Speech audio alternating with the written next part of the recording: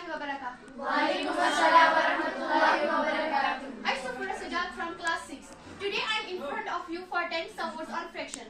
So be focused for listening today's enjoyable topic that are fractions. Let's start. Meaning of a fraction is a part of a whole. अगर हमें कभी भी fractions ये meaning देखनी हो तो हम कहेंगे एक किसी भी पूरी चीज का हिस्सा आधी से ज्यादा या आधी से कम पर इक्वल हिस्सा. तो what are fractions? अब हम देखेंगे fractions होते क्या है. A fraction is a part of a whole or ratio between quantities. Fractions एक मुकम्मल का हिस्सा या मकदारों के दरमियान तनासिब को जाहिर करती है. ये समझाने के लिए मैं आपको एक एग्जांपल दूंगी. चॉकलेट. मेरे पास दो फ्रेंड्स हैं जिनमें मुझे ये चॉकलेट्स बांटनी है, तो मैं पर इक्वल बांटना है. मैंने यहाँ हिस्सा किया तो उन दोनों को दिया. तो यहाँ फ्रैक्शंस हो सकते हैं, पर अगर मैंने यहाँ हिस्सा किया होता तो एक को कम मिलता एक को ज्यादा मिलता, तो ये यहाँ फ्रैक्शंस नहीं हुए. Fractions can be presented in both numerical and written forms. Numerical fractions are written in numerator, top number, denominator, bottom number, separated by a line. For example, 1/2. When writing fractions on words, use a helping between numerator and denominator. For example, 1/2.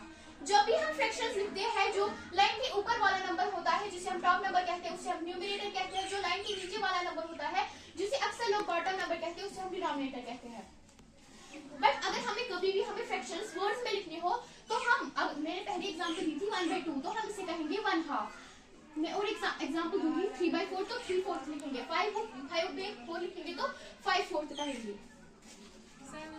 In maths, a fraction is used to represent but a ratio, a part of a whole thing. जो मैंने आपसे पहले ही कहा था कि अगर हमें कभी भी fractions डिफाइन करनी हो, रिप्रेजेंट करनी हो, तो हम कहेंगे एक किसी भी चीज का हिस्सा.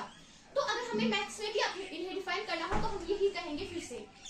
Fractions representing parts of a whole have a rich history and interesting properties.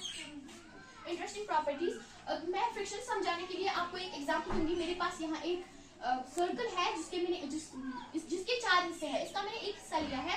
मैं 1/4 लिखूंगी. मैं 1/4 कैसे लिखूंगी? कुछ लोगों को ये पता नहीं होता है पर फिर भी लिखते हैं. जो टोटल इस सर्कल के 4 हिस्से थे जो मैं डिनोमिनेटर के बदले लिखूंगी, और जितने हम इनमें से हिस्से लेते हैं तो वो होता है न्यूमरेटर.